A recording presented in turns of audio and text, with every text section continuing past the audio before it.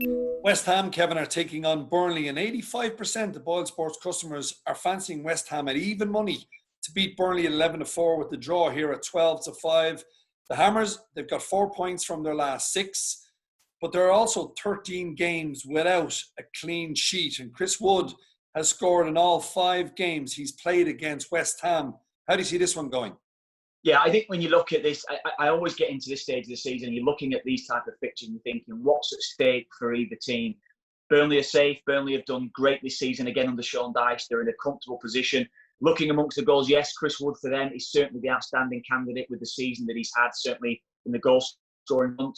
But West Ham look to me like they've got a little bit about them now as well. Yes, they're conceding. Yes, they look like they're struggling defensively at times. But I think they are playing with a bit more expression. I think there's a bit more freedom to them going forward, scoring goals, which is something that you don't necessarily, or you haven't associated with West Ham across the course of this season. And I just fancy West Ham with what's at stake in this game, the necessity for West Ham to get a result, and what's at stake for them certainly going forward into the Premier League. And this result, I feel, could keep them in the Premier League, or could go a long way to keeping them in the Premier League.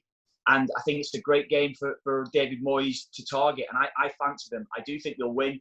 I think it'll be a low-scoring game because I think Burnley play that way anyway. And I think we may see a bit of edginess because of what's at stake for West Ham. Tight match. Under the goals appeals to me. Under 2.5 goals appeals to me. But I do fancy West Ham just to sneak this one. West Ham to win 1-0. Maybe 2-0 with a late goal or something like that. But I just fancy West Ham just to take this one with what's at stake for them.